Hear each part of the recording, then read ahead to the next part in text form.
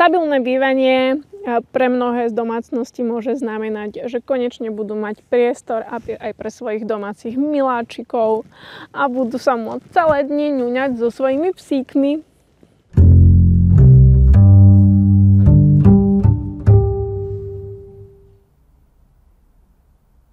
Garantované bývanie, ako som už hovorila, funguje asi na 31 miestach naprieč Českom. Ale ako neznamená to, že tá pozornosť je sústredená na tie obce alebo tie regióny, kde je najväčší problém s bytovou núdzou.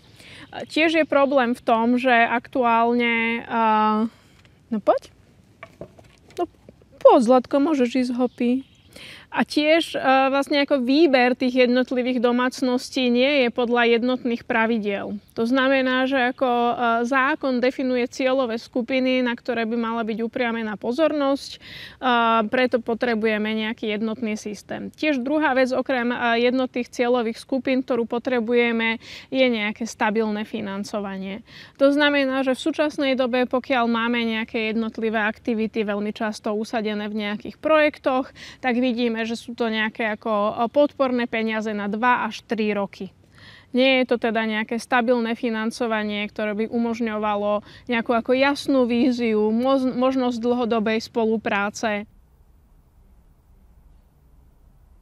Medzi diskriminované domácnosti na trhu s bývaním určite patria mnohopočetné rodiny, matky samoživiteľky, Rómovia či Rómky, ľudia s nejakým fyzickým handicapom alebo ľudia, ktorí majú nejaké psychické problémy, ľudia treba s trestnou minulosťou, ľudia so závislosťami.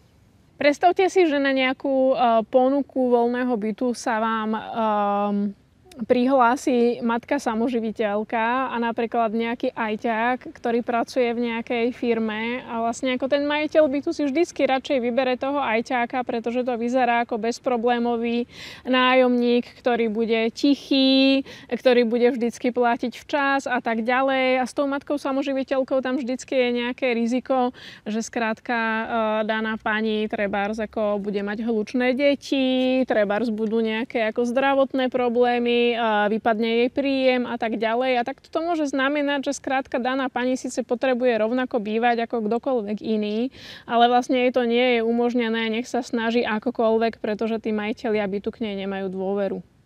Ľudia, ktorí sú diskriminovaní na trhu s bývaním, veľmi často končia v rukách obchodníkov s chudobou. To znamená, že využívajú rozličné subštandardné typy ubytovania. Veľmi často sú na nejakých predražených ubytovniach, ktoré nevytvárajú bezpečné zázemie ani stabilitu a rozhodne nie sú vhodným prostredím pre výchovu detí.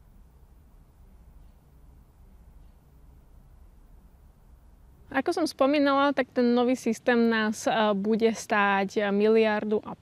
Aby sme si lepšie predstavili, na čo tie prostriedky idú, tak je to predovšetkým na zabezpečenie financovania úradníckych miest, to znamená zaplatiť ľudské kapacity, ktoré budú riešiť jednotlivé zložky toho zákona. To znamená, či už je to vôbec tá možnosť byť tým garantom, vlastne ako vyhľadávať vhodné byty na trhu s bývaním a párovať ich s jednotlivými domácnosťami, riešiť celý ten servis okolo bytu, prípadne sa práve ako stretávať s tým vlastníkom alebo s tou domácnosťou, to všetko sú nejaké zložky toho systému, ktoré potrebujeme zaplatiť. Takisto sú to ako ľudia, ktorí budú sedieť na kontaktných miestach pre bývanie, ľudia, ktorí budú riešiť asistenciu spojenú s bývaním.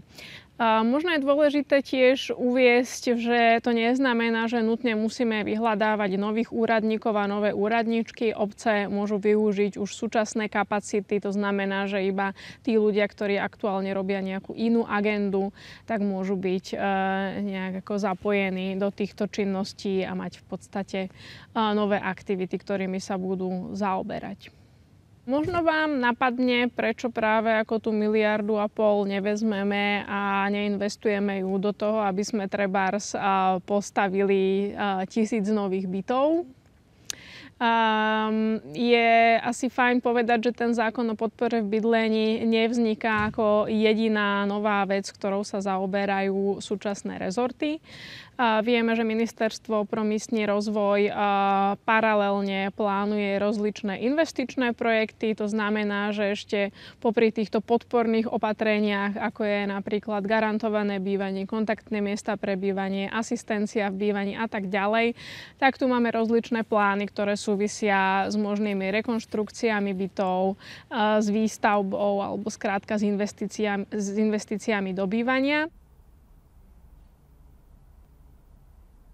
Ukončovanie bezdomovectva je prínosné nie iba pre tých ľudí, ktorí nájdu svoj domov a nemusia zotrvávať v bytovej núdze, ale pre nás všetkých ako pre spoločnosť. Tiež budeme mať menej záťaže pre zdravotný systém, pre systém sociálnych služieb, budeme mať krajšie mestá, bezpečnejšie verejné priestranstva.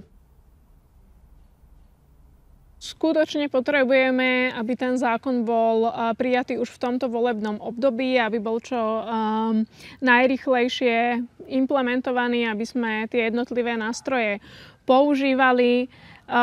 Vieme, že pokiaľ sa tak nestane, tak riešenie bytovej núdze pre nás bude ešte o mnoho drahšie, než si teraz myslíme. Súčasne to ako naozaj nie je žiadna novinka o tom, že máme tento dlh a že nám ako príslušná legislatíva chýba, vieme už 30 rokov a zároveň je to niečo, na čo nás upozorňuje či už Európska únia alebo Ústavný súd.